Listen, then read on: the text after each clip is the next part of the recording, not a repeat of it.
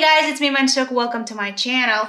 In January 2020, a simple post on Twitter like "Do you have a dream job?" received a thought-provoking self-answer from a Twitter user who answered this question as "I don't dream of labor." And the tweet was retweeted more than 81,000 times and got 320,000 likes from people who obviously resonated with the statement very much. And of course, the trend called "I don't dream of labor" started to grow on other social media platforms, mostly on TikTok and YouTube. And I have watched several TikTok videos, and I'm so happy they were so short, not to torture myself for too long to realize what this protest is all about. So it's not a surprise that "I don't dream of labor" wave was primarily supported by a younger generation of people just on the onset of this pandemic, and by the people who are more than others open to gig economy types of jobs with flexible schedules and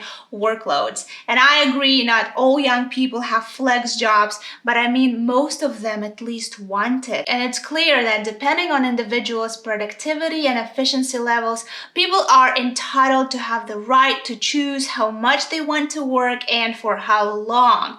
And again, it's the pandemic that accelerated this process and shift in mentality that exploded on the internet. And it doesn't matter if it's an entertaining social media platform like TikTok or a more conventional type of platform like LinkedIn, for example. On all of those platforms, people express that the circumstances they found themselves in their professional lives are no longer workable, and it's a slow process to find the right adjustment, but we are heading to it slowly. But anti-labor movements actually are not new to this world. A similar movement called Tang Ping has become popular in China, where several employees posed lying flat as a way to express their rejection to societal pressures for hard work and even overwork, which is generally regarded as a rat race with diminishing returns. And the growing workload in China is clearly seen in this historic chart, with substantial differences between the US and China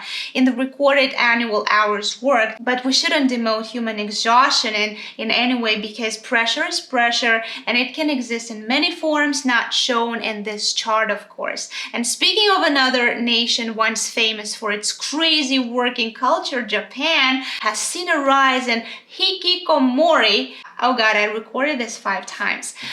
Hikikomori, a condition in which individuals refuse to leave their parents' house, who don't work or go to school, and isolate themselves for a period exceeding 6 months, and who doesn't have any form of schizophrenia, intellectual disability, or any bipolar disorders. And it's estimated that over 600,000 people between the ages of 15 to 39 are hikikomoris. And this number is growing in the world, not only in Japan. So here's how "I don't dream of labor" movement started in North America.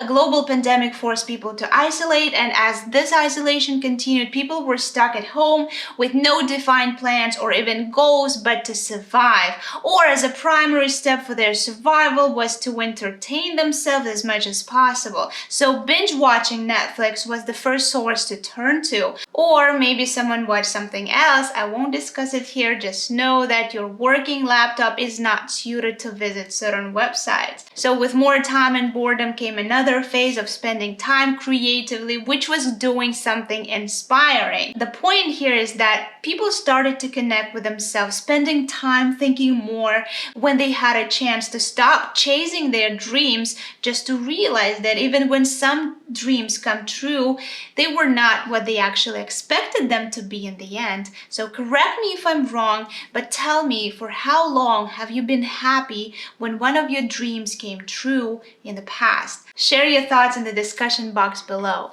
So in the meantime, the reality dictates that working under the current system is still a necessity. And therefore, these kinds of movements are plasters, but even plasters have their purpose. And "I don't dream of labor" trend was created to soothe some problems that were caused by capitalist systems. To me, it promotes the message of working to live instead of living to work. And it's definitely not about laziness nor refusing to work at all. But to be honest, when I watched TikTok videos, I wasn't convinced that the movement was not about not wanting to work. Okay, that may sound complicated, but anyways, People often believe that happiness will be achieved once they reach a certain milestone, such as finding the dream job or landing a particular salary. And speaking of salaries, money doesn't matter once you reach a certain threshold. A person earning 250 will not necessarily be as happy as a person earning a lot less. And here is a bright example. So yesterday I watched my favorite finance YouTuber. Oh my God, I can't believe I'm actually mentioning him.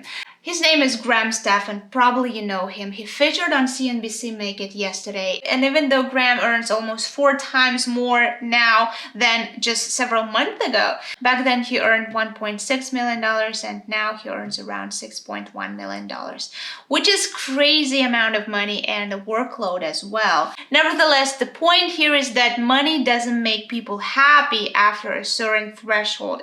This is just my opinion. I'm not judging anyone. But there is a notion that self-work and fulfillment derived from your source of income is important for an individual to keep on moving. And again, it may sound a bit unclear with all those feelings and money involved in the conversation, but what I'm trying to infer is that I Don't Dream of Labor is not a frivolous trend that came out all by itself during the pandemic. It's an outcry that should be treated seriously. And if you look at the top 5 countries in the world in 2021, you would notice a common thing that happy people share everywhere in the world, which is keeping a balance between all the variables that are included in the happiness index. Okay, you may now question, what the heck is a happiness index? So basically, it's your earnings, your life expectancy, the social support you receive, your trust level in the government, and your perceived freedom. So what the whole I Don't Dream of Labor movement is trying to get at is that not everyone dreams of having a career.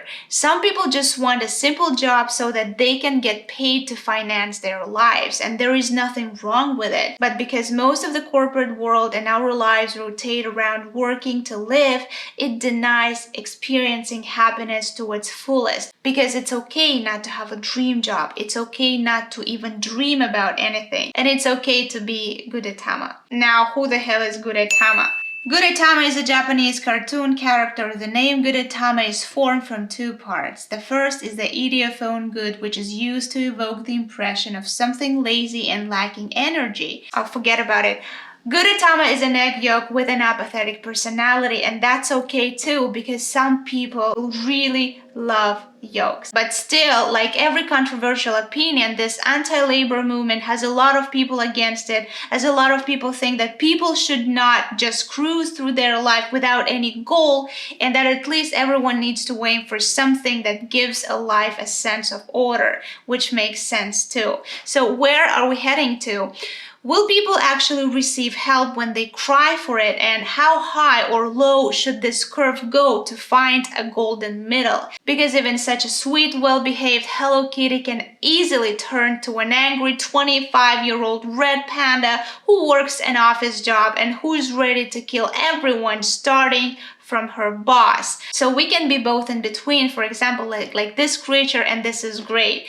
And with that said, thank you guys so much for watching. Please share your thoughts in the comment section below. Subscribe to the channel for more content like this, and all the useful links are in the description. Thank you guys so much for watching, and I'll see you in the next video. Bye.